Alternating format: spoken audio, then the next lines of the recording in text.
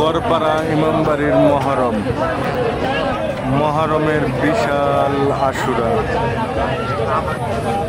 Garpara Imambari Manikganj.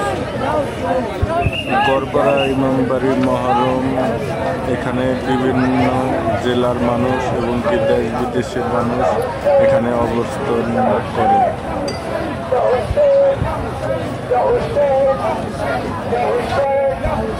Garpara ইমামবাড়ির Muharram, Manikganj. 10ই Ashura Muharram.